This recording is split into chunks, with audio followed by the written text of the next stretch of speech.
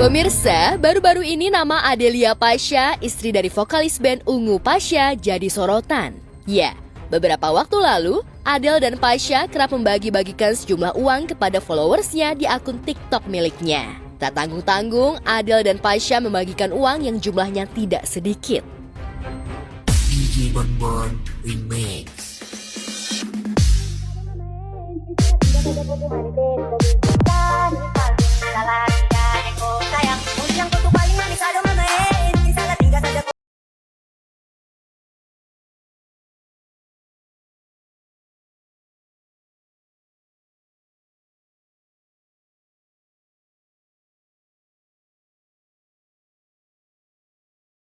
Yang met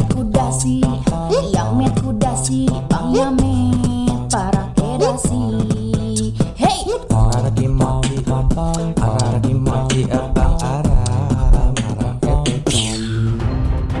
Ya, Adele berbagi kebahagiaan dengan mentransfer uang yang jumlahnya tak sedikit pada followersnya. Alasan Adele sedikit berbeda, yaitu agar para followersnya dapat segera melunasi hutang-hutang mereka yang tengah menumpuk.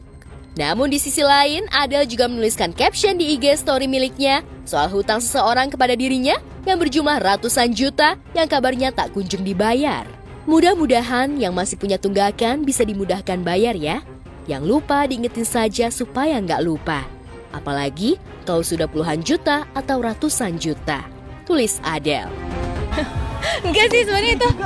Iya lumayan. Ya maksudnya kan kadang-kadang mungkin ada orang yang suka misalnya minjem uang atau apa gitu ya. Kadang-kadang suka kita harus saling ngingetin ya. Maksudnya kan utang itu harus dibayar. Tapi kalau buat siapa-siapa sih enggak buat siapa-siapa, itu buat semuanya. Maksudnya yang punya apa? Ya mungkin yang punya apa ya, utang lah atau apa gitu. Maksudnya ya biar diingetin aja sih sebenarnya, nggak itu juga nggak yang nagih sebenarnya. Biar ngingetin semua orang aja, siapapun gitu yang punya utang ya harus dibayar kan gitu. Karena ya jangan juga nanti kalau misalnya kita yang nagih jadinya kayak orangnya lebih galak gitu daripada kita, padahal kan kita niatnya baik gitu. Aku tuh banyak banget ketipu orang gitu loh. Jadi makanya aku kayak berusaha sekarang, Mas Pasha tuh sekarang ngewanti-wanti banget. Jadi masalah sekarang kayaknya harus jadi manajer keuangan tuh aku ya. Jadi kadang-kadang aku tuh mikirnya suka pendek gitu kan. Kadang misalnya ada yang ngajakin aku usaha gitu kan misalnya.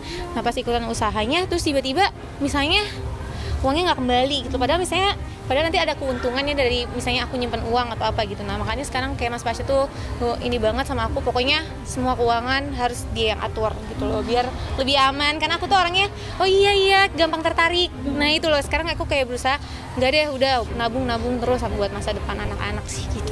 Yang pastinya kayak gitu ya, kadang-kadang kita juga kan niatnya baik, pengen ngebantu orang gitu kan misalnya gitu, kalau lagi butuh ya, kalau misalnya kita punya kenapa sih nggak kita bantu gitu kan ya. Tapi kan kalau punya kewajiban harus diselesaikan gitu aja sih. Total kerugian Sebenarnya banyak banget lah. Maksudnya ada banyak orang, jadi yang ya maksudnya sebenarnya kalau misalnya ada yang kayak gitu bisa kita hubungin langsung sih orangnya. Cuman kadang-kadang ya suka ngingetin aja, kadang-kadang suka ada misalnya quotes dari orang tentang ini suka kita repost gitu-gitu aja sih, biar ngingetin aja sih sebenarnya. Sindiran keras Adele rupanya menuai kontroversi di jagat maya.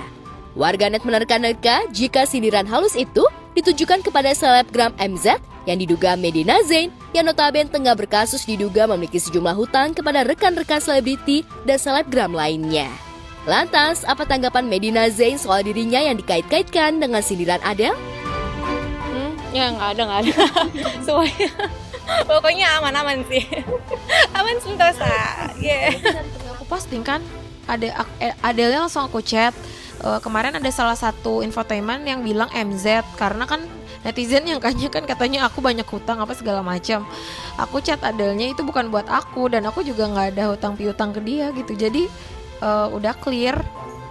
Itu mungkin gara-gara komen netizen, banyak yang mention ke aku, mungkin hutang ke MZ, dan postingannya juga udah selesai, jadi udah clear. Di tempat berbeda, komedian Kiwil dan istrinya Fenty tengah berbahagia menjalani bahtera rumah tangganya. Ya, sejak bercerai dengan Maggie Wulandari dan Rohima, Kiwil mulai membangun usaha bisnis kuliner dengan istrinya Fenty.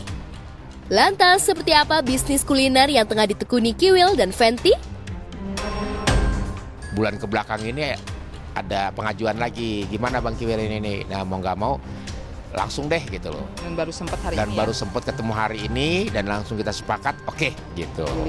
Dilihat tempatnya. Oke, siap. Ini tinggal bagaimana cara Kiwil bisa minimal memberikan sumbangsi lah buat meramaikan UMKM di sini UMKM di ya? apa? Marangke. Kalau untuk resto kedua kali ya. Kedua ya, Kedua. karena di Bandung kan Ada kedai. kedai kopi, Ya, kedai bakso. kopi, kedai bakso. Ah, ini yang kedai yang ketiga mungkin. Kita di sini fokus ikan aja ya. Ya, aneka seafood dan mungkin cuma masakannya yang berbeda kali ya. Karena gue lebih condong ke masakan Asia Tenggara ya, kayak masakan Jepang, Asia lah kayak gitu. Jepang, Korea, Cina kayak gitu. Cuma dikemasnya yang sedikit berbeda dengan aroma bumbu Indonesia banget. Ya, rumah makan yang dibangun Kiwil ini mengusung konsep resto terapung di pinggir pantai. Kiwil berharap jika pengunjungnya nanti bisa menikmati makanan dengan melihat pemandangan di tepi laut sambil mendengarkan alunan musik dari home band yang disediakan. Bukan hanya itu saja, Kiwil juga memberikan ruang untuk keluarga besar jika ada yang ingin makan di restoran miliknya. Pertemuan alumni ini keren nih tempatnya. Nah, ini buat ketemu besan nih sini nih. Nah, ini buat pertemuan besan. Enak, lengkap. Tuh. Enak. Suasana bisa ngelihat pantai, bisa ngelihat ini ya apa? Kapal nelayan. Bisa ngeliat kapal nelayan. Pengunjung bisa menikmati kapal kan? Bisa menikmati kapal gitu loh. Ini kadang kan kapal dipergunakan sebulan sekali. Jadi kalau misalnya ada pengunjung yang mau naik sekarang, pulangnya sebulan lagi. Ya, pokoknya asik lah tempatnya. Namun sudah bahagia dengan Fenty, tak serta-merta bagi Kiwil melupakan anak-anak dari kedua mantan istrinya, Meggy Wulandari dan Rohimah. Kabarnya dalam waktu dekat ini, Kiwil akan mengadakan safari dakwah ke Makassar. Selain untuk berdakwah, tujuan Kiwil ke Makassar juga untuk bertemu anaknya dari istri keduanya, Meggy Wulandari. Lantas, akankah Kiwil dapat mempertemukan Meggy dan anaknya kepada Fenty? Ya pastinya lah. Pastinya anak-anak pasti dilibatkan lah pasti di sini.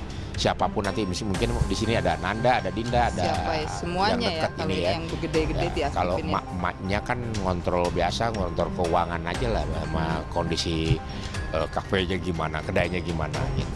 Alhamdulillah sering ya. Cuma Rifki doang ya? Iya, Cuma yang Rifki, Rifki aja Al belum, sama Al sama Mesya Mesya. Belum pernah. Kalau sama yang Dinda, Nanda, Awil, udah. Selalu bahkan minggu Sama kemarin Reja ya. belum, Reja kan di Reja pondok. belum gitu. Itu yang baru 3 aja ya. Alhamdulillah sih komunikasi. Bahkan kalau misalnya papanya susah ditelepon, WA-nya nggak bales ya ke Asik saya. ya. Tak hanya itu, sebelumnya warganet juga sempat dihebohkan dengan masalah Kiwil dengan Rohimah. Ya, Kiwil disebut sebagai ayah yang tidak bertanggung jawab pada pendidikan anaknya dari Rohimah. Kiwil disebut menelantarkan anaknya lantaran kabarnya sudah menunggak bayaran sekolah selama 2 bulan. Lantas, bagaimana tanggapan Kiwil soal dirinya yang dicap buruk sebagai ayah yang lepas tanggung jawab oleh warganet?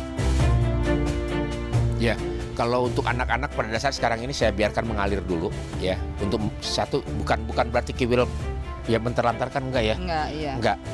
Jadi sekarang ini proses pembelajaran kemandirian anak gitu loh. Ya. Anak yang terbiasa dengan handphone, ternyata mereka lebih care dengan bapaknya.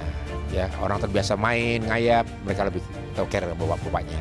Itu yang akan saya latih terus gitu loh. Sama kemandirian dari uang jajan yang biasanya dulu sama Kiwil juga begini ya, sekarang udah bisa ketahan ya.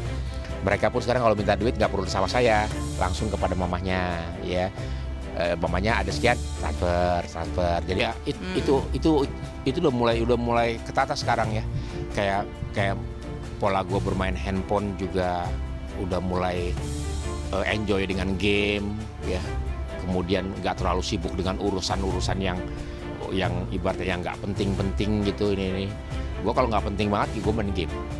Kalau penting baru gue jalanin gitu. Nah sama ada pertemuan dengan ini, oke siap gitu loh ini. Jadi gue sekarang kayak orang udah punya manajer kedua gitu loh.